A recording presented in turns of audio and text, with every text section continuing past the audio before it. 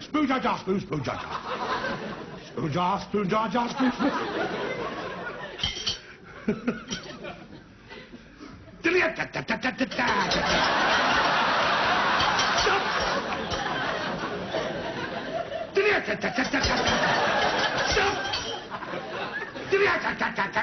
Pull it, pull it. I just love Tommy Cooper. I love his approach to magic. Immediately he walks on the stage, you know, you just got this real sense of excitement and you just wanted to laugh straight away. Rose, Rose, I've risen. He made magic very accessible to people because he didn't have that sort of one-upmanship.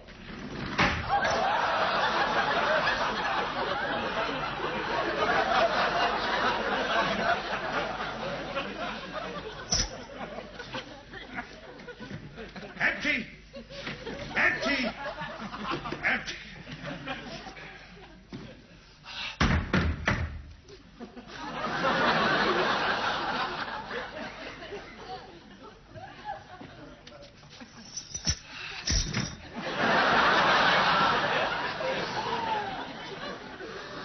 It's dark in there.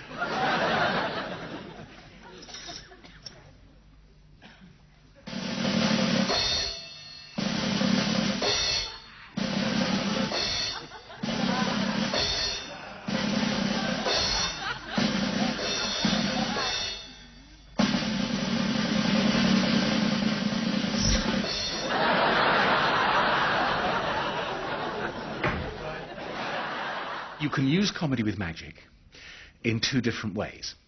You can be a funny person doing magic tricks wrong or badly or hilariously, as epitomised by Tommy Cooper, who's the great buffoon. A solid one! Will vanish in front of your very eyes.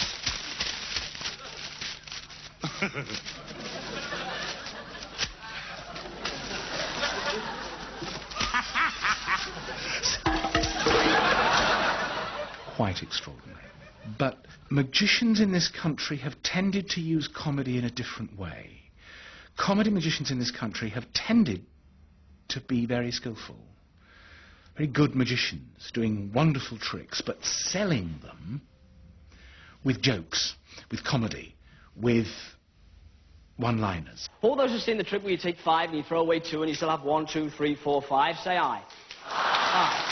All those who haven't seen the trick where you throw away 2 and you still have 1, 2, 3, 4, 5, say aye. Aye. All those who couldn't care less will throw away 2 and still have 1, 2, 3, 4, 5, say aye. Aye. I can always tell whether it's going to be a good night or a bad night. Good night. So, what's the use of you standing there with these 5, throwing away 2 and still having 1, 2, 3, 4, 5? And what would be good is to take the 5 and throw away 1, 2, 3, 4, 5 and be left with 1, 2, rather than throw away 1, 2 and be left with 1, 2, 3, 4, 5 down. That's funny, but there's lots of young guys today who are very good, they're very talented, and some of them are very good magicians, but they trivialize the magic. It's really not important. It's like it doesn't matter, and they don't care too much, as long as they get their laugh. But for my money, David Nixon was probably the best stand-up talking act we've ever had, because the tricks were important. Try it on the kids during the summer holidays. If you haven't got any kids, it's too late for the summer holidays, but it's a good trick. Now, you know the idea. You cut the rope and you make 2 pieces, and then you knot them together like this, and you pull the knot tight, and then you take the scissors and you trim the knot like this. I expect you've seen it done many times. And then you take the 2 pieces of rope with the knot in the middle, you run your hand down, and they're all joined up again. David Nixon was a charming, personable, delightful person to have on your screen, first and foremost. He could have done anything, you know. David Nixon said, pass the mustard, and everybody was interested. He was just entertaining. You don't have to have conjurer's rope. You can have a bit of string or a bit of wool, a bit of wire. Oh, a bit of wire, anything. Look, I'll show you how to do it with this. Can I have a little bit more? That's lovely. Thanks. Now, look, all you do, what you do first of all, you take the wire like this, or the string, or whatever it is, and you take your scissors. Now, there's only one tricky move. After you've cut it, this is a little bit more difficult, but...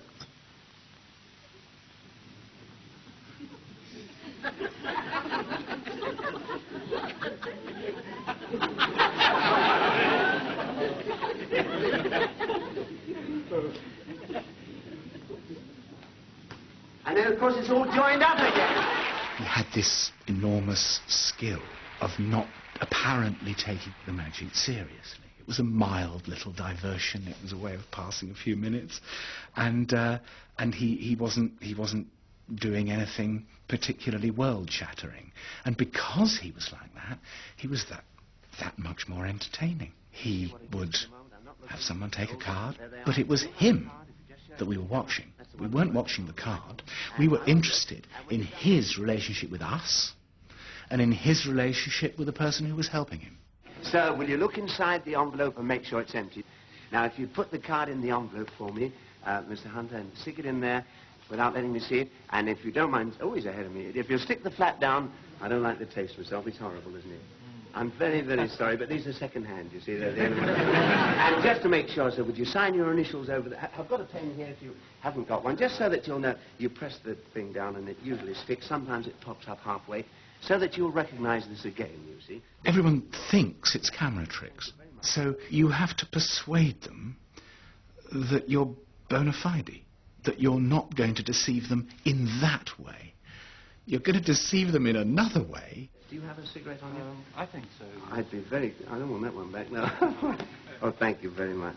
This is very good. You weren't saving them for Christmas, or anything. Oh, these are turkeys. Oh, no, you've been sitting on them. Oh. He united technical expertise with an enormous charm and an extraordinary ability to draw you in. Don't think me rude, sir. I'm going to take your cigarette here. Nothing else from my hands.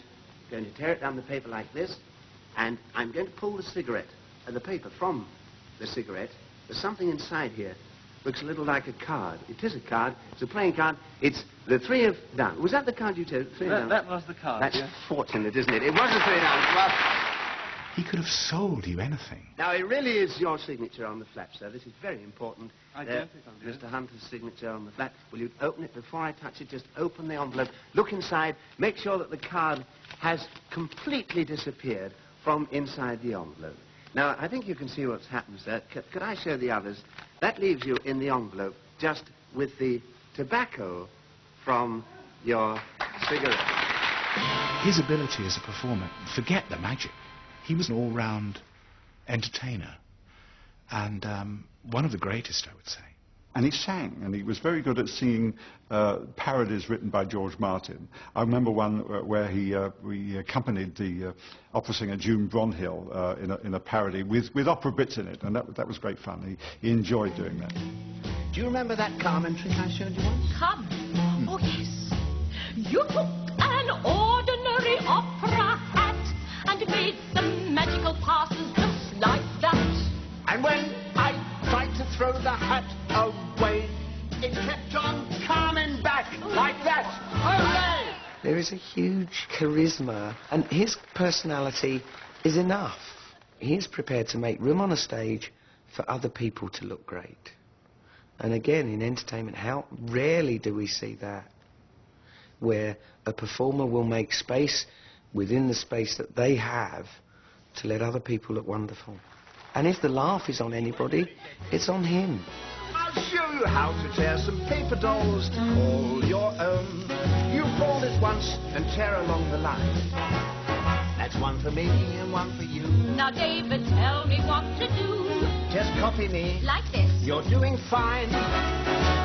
They're bound to turn out right. I'm concentrating. Oh, they'll be the cutest dolls in all the world. I'm gonna have some paper dolls that I can call my own.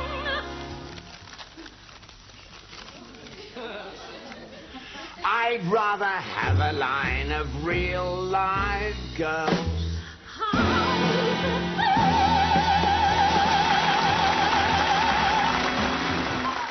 Kind of like your nice uncle.